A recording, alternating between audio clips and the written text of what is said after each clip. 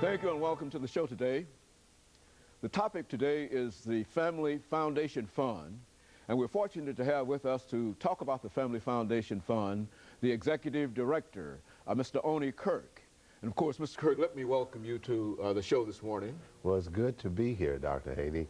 We've watched you over the years and been very grateful for the opportunity to be here with you today. Very good. I thank you, and I appreciate that, Mr. Kirk. Mr. Kirk, you know, the Family Fund Foundation is an effort on your part and others to deal with some of the problems that we're having with our young people today. Yes. And we'd like to talk about that today and to see how we might be able to assist you in doing whatever you're trying to do in terms of dealing with these young people. Yeah. But before we get started in that, Mr. Kirk, let's have you to give us some information about your background, your education, and some of the things that motivated you in a real sense to become involved with what would eventually become the Family Fund Foundation. I mean, the Family Foundation Fund. Yes. And then we'll talk about other things. Well, over the years, I grew up in Texas. I grew up in El Paso, Texas.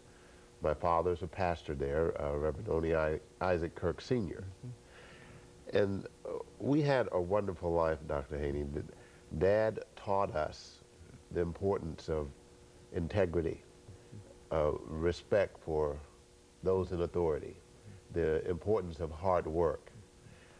After I graduated, I went to Texas Tech University, and while at Texas Tech, I was introduced to the Southwestern Publishing Company. Southwestern is located here in Nashville.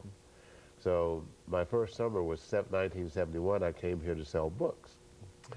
When I completed college, Southwestern offered me an opportunity to be a sales manager. I was probably the first minority in management at Southwestern.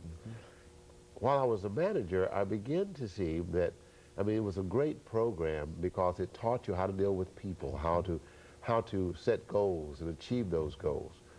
But I saw that when there was a young man I was working with as a manager who came from a home where there was not a father, he always would seem to fail during the summertime. I mean, generally he wouldn't make any money or be in debt, or he might not tell the truth on his sales report or not keep account of his finances. And obviously young ladies who came from a single parent home, they always fared well. And then as I processed that, I said, you know, interesting, the young lady saw her mother model responsibility. And so, but the young boy did not have a man who showed him the way to manhood. I married in 1977. I've been married 28 years this December the 3rd to the same woman, Marginelle Kirk. And we have we've been married 28 years and we have 8 children. Our oldest is 24 and our youngest is 7. And in the process of that, I understand as a father, it is the father who imparts destiny. So what happens if you have a home where there's no father? Who is going to impart the destiny? Well, I know my dad imparted destiny to me. He taught me the value of hard work, as I said, but he also taught me the fear of the Lord and to love the Lord. When you look at our society in America today, there are, as of the last census, 35 million homes where children grow up absent of their biological father. 35 million in this nation. In our community, in the African American community, 70% of the homes have no fathers. Well, then you look at what's happening in the culture. Well, what my motivation was, I said, you know, you can't save the whole world. But you may have heard the starfish story at one time, Dr. Haney. You know, there'd been a storm, and all these starfish were up on the beach. And an old man was walking down the beach, and he would pick up a starfish and throw it back into the ocean. All right. It was thousands of them out there. A young man come jogging down the beach and say, "Oh man, what are you doing? You're not going to be able to save all these starfish." Good. The old man picked up another starfish and he threw it out into the ocean. Okay. He said, "I can save that one." Oh, right, all right. Well, see, in looking at that's exactly it.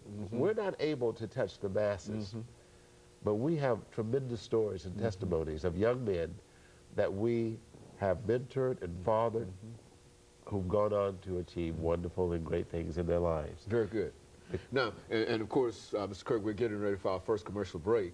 And when we come back, we'll give you an opportunity to elaborate upon some of the things that you're talking about. But that's essentially what we wanted to do. We wanted to sort of get some idea in terms of what motivated you to become involved in this and to identify some of the real problems that we're having with our young people today. And this problem with homes without fathers. I mean, this is a problem that we've been struggling with over the last 25 or 30 years, and hopefully you've got some answers for us during this next segment. And of course, we'll be back with our audience following this very, very short commercial break.